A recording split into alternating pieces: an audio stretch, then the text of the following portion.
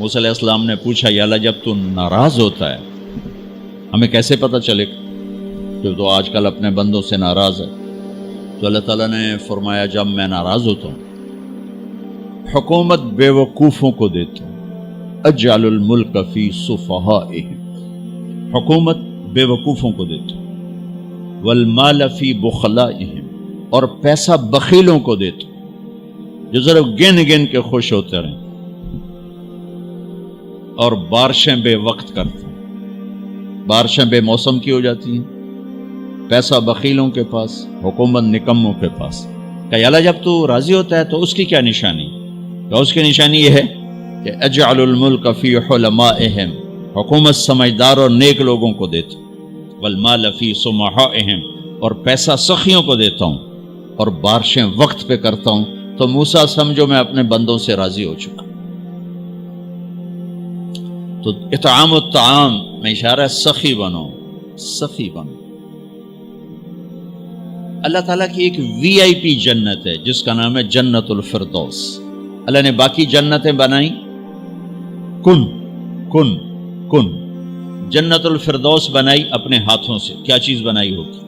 تو اللہ نے کہا وعزتی وجلالی لا یجاورنی فیکی بخیل، اے جنت مجھے اپنے عزت و جلال کی قسم تیرے اندر بخیل نہیں جا سکتا، مرد یا عورت بخیل نہیں جا سکتا، سخی جائے گا، بخیل نہیں جا سکتا۔ بخیل سے اللہ کی دوستی لگ نہیں سکتی اور سخی سے ٹوٹ نہیں سکتی۔ شیطان کہتا ہے میں عبادت گزار اور بخیل ہو تو مجھے کوئی ڈر نہیں لگتا، یہ آپ پہ ہی ماریا جائے گا، ایک دن آپ پہ جاوے ڈھانا ہے، یہ جو پیسے کی کشش ہے اس کو مار دے گی۔ اور نافرمان سخی سے ڈرتا رہتا ہوں کہ پتہ نہیں کب بخشا جائے، پتہ نہیں کب بخشا جائے، کب سخاوت کو اللہ پسند کر کے چلو پار کرتا۔ اچھا، جبریل پوچھتے ہیں یا رسول اللہ مل ایمان، ایمان کیا ہے؟ تو آپ نے فرمایا ان تؤمن باللہ وملائکتہ وکتبہ ورسلہ وبالبعث بعد الموت۔ ایمان عقیدہ، اللہ پر، فرشتوں پر، کتابوں پر، رسولوں پر، موت کے بعد کی زندگی۔ یہ مدینے کا سوال ہے۔ اب آخری حج کا سوال ہے یا رسول اللہ مل ایمان۔ پہلے سوال کرنے والے جبریل ہیں اور یہ سوال کرنے والے عمر بن عبس ہیں۔ یا رسول اللہ مل ایمان، ایمان کیا ہے؟ تو آپ نے کیا جواب دیا؟ الصبر والسماحہ، الصبر والسماحہ۔ اب چھت بتا رہے ہیں کہ ایمان یہ ہے صبر کر اور معاف کر، صبر کر اور معاف کر۔ میرے بھائی بہنوں، میرے رب کی قسم، جیسے یہ ہے نا وجعلنا من الماء كل شيء حي افلا يؤمنون، اللہ نے ہر جاندار کا لازمی جز پانی بنایا۔ پانی نکال دو تو آدمی مر جاتا، ڈی ہائیڈریشن سے موت واقع ہو جاتی۔ ہر جاندار کا لازمی جز پانی، دین کی تمام صفات کا لازمی جز صبر، صبر نکال دو تو سارا دین کچرا بن جاتا، صبر نکال دو۔ تو میرے نبی نے فرمایا ایمان کیا ہے؟ صبر کرو، معاف کرو۔ معاف وہی کرے گا جو صبر کرے گا، جسے صبر نہیں آتا اسے معاف کرنا بھی نہیں آتا۔ تو ایمان قیامت کے دن اعلان ہوگا صبر والے کھڑے ہو جاؤ، تھوڑی سی جماعت کھڑی ہوگی، بلکہ چلو جنت میں جاؤ۔ ان کو اللہ بغیر حساب کے جنت میں ڈال دے گا۔ اور جب آپ صبر کرتے ہیں تو ایک طاقت بنتا ہے، لوگوں کی منفی چیزوں کو آپ اپنے اندر سہتے ہیں، برداشت کرتے ہیں۔ صبر اس کو پروسیس کرتا ہے، پھر وہ طاقت بنا کے آپ کے اندر سے باہر پھینکتا ہے، جو پہاڑوں میں سوراخ کر دیتی ہے اگر ہم صبر کرنا سیکھ اور معاف کرنا سیکھ۔ 21 برس قتل کرنے والوں کے منصوبے بنانے والے اہل مکہ، آپ نے ایک بول پہ فرمایا جاؤ معاف کر۔ کمال، 21 برس قتل کے پیچھے پھرتے رہے۔ جنگ خندق کے فوراً بعد مکہ میں قحط آ گیا، تو ہمارے نبی نے 300 دینار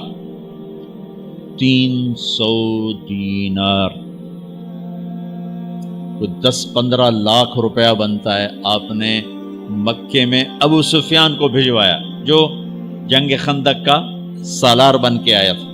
آپ نے کہا مکے والوں میں کہتا ہے ان کو کھانے کھلاؤ میری طرف سے. تو ابو سفیان کہنے لگے واہ محمد تیرے قربان جاؤں، ہم تجھے قتل کرنے کے پیچھے پھر رہے ہیں، تو ہمیں کھانے کھلاتا پھرتا ہے. یہ میرے نبی کے اخلاق ہے، میرا نبی کو معاف کرنا ہے. آپ سوئے ہوئے ہیں، آپ کی تلوار اٹھا کر ایک بدو نے آپ کے پسلی میں ماری، آپ اٹھ کے بیٹھ گئے. تو کہنے کا کون بچائے گا، یعنی میں تیار ہو جا. تو آپ نے کہا اللہ. آپ نے کہا اللہ، تو اس کا ہاتھ کانپا اور تلوار گر گئی. تب آپ نے اٹھا لی، آپ نے ایسے سیدھی کی، اب تو بچا، تو بتا تجھے کون بچائے. تو کہنے لگا میں تو ہی بچاونا ہے، اور کہیں بچاونا. تو آپ نے کہا کلمہ پڑھتے ہو؟ کہنے لگا نہیں پڑھتا. اب تو آپ اس کی گردن اڑوا دے، یہ خود ہی اڑا دیتے جو کہہ رہا میں کلمہ نہیں پڑھتا ہوں. قتل کے ارادے سے آنا ہی اس کے قتل کے لیے کافی تھا. آپ نے فرمایا کلمہ پڑھتے ہو؟ کہنے لگا نہیں. آپ نے کہا جاؤ معاف ہو جاؤ، جاؤ معاف ہو جاؤ. صحابہ کے سامنے جاؤ معاف ہو جاؤ. بھائیو، انسان اور خطا لازمی ہے، اگر معاف کرنا نہ سیکھا تو ہم خود ہی دکھی ہو کے رہ جائیں گے. لوگوں کے زخم بھلا دو، اللہ پہ ڈال دو، اللہ صلہ دے گا، زندگی پرسکون ہو جائے گی. دیکھو ہم اپنے یہ کرتے پر داغ نہیں لگنے دیتے، اپنے بس سے داغ. کھانا کھانے بیٹھو نیپکن، یہ دیکھو ابھی نیپکن پڑے ہوئے اے رکھو اگو رکھو توڑے چولے تو کوئی سالن نہ ڈھے پاوے، ٹھیک یہ تو پھر بھی دھل جائے گا. لیکن یہاں داغ لگا، کبھی نفرت کا، کبھی غصے کا، کبھی انتقام کا، کبھی حسد کا، کبھی بغض کا، کبھی کینے کا. انسان سب سے زیادہ اپنی ذات سے محبت کرتا ہے. یہ معمولی سے کپڑے کو داغ سے بچاتے ہو، جو سب سے قیمتی چیز ہے دل جو بادشاہ ہے، اسے بھی تو صاف ستھرا رکھو. جیسے ہم لاکھ زور لگا لیں، ہم کپڑے کو میل سے نہیں بچا سکتے. لاکھ زور لگا لو، لوگوں کے منفی رویے آپ کو توڑے بغیر نہیں چھوڑیں گے. لہذا کیا کرو، نبی والا معاف کرو، معاف کرو، دل کو صاف کرو، دل کو صاف کرو، دل کو صاف کرو، صبر کرو، معاف کرو. میرے نبی نے فرمایا، میرے بیٹے انس ایک بہت بڑی سنت بتاؤں، بہت بڑی سنت. داڑھی سنت ہے، پگڑی سنت ہے، سفید لباس سنت ہے. بہت بڑے کا لفظ مجھے یہیں یاد ہے، ہو سکتا ہے کہیں اور بھی ہو. میرے بیٹے انس ایک بہت بڑی سنت، اگر تو یہ سنت پہ عمل کر گیا تو جنت میں میرا ساتھی ہو جائے گا. جو بھی کر لے، جو بھی، وہ جنت میں میرا ساتھی ہو جائے گا. ذالک من سنتی ومن احب سنتی فقد احبنی ومن احبنی کان معی فی الجنہ. میرا جنت کا ساتھی جو اس سنت پہ عمل کر گیا. کیا ہے یا رسول اللہ؟ یا بنی ان قدرت، اگر تو کر سکے. اشارہ ہے کم تنو اوکھا دسن لگا، سوکھا نہیں ہے. ان قدرت، اگر تو کر سکے. ان استطاعت، دو لفظات کہ بیٹے کام اوکھا ہے لیکن دیکھو تمہیں ملے گا کیا. جنت نہیں، جنت میں نبی کا پڑوس ملے گا. ایڈا وڈا کام تیرا نا دیکھو نا، 4-5 لاکھ نالتا اتنے ہوں ایک گز نہیں لبدا. تو کوئی بندہ بوجھ پا کے آ جائے ₹1,00,000 دا 2,000 گز دا بنگلہ لے دیو تو اکثر پاگل خانے گلو ہیں.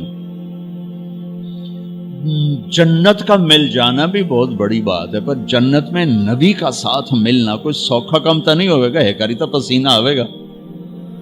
آپ نے فرمایا بیٹے ان قدرتا، زور لگے گا. ان تصبح و تمسی، ساری زندگی کرنا پڑے گا، ساری زندگی کرنا پڑے گا. داڑھی تو ایک دفعہ رکھ لی ہے، اب تھوڑی صفائی ستھرائی ہے، لیکن یہ روزانہ کرنا پڑے گا، صبح شام کرنا پڑے گا، ساری زندگی کرنا پڑے گا. اور تو اس میں تھکے گا. کیا ہے؟ وَلَيْسَ فِي قَلْبِكَ غِشٌّ لِأَحَدٍ فَافْعَلْ.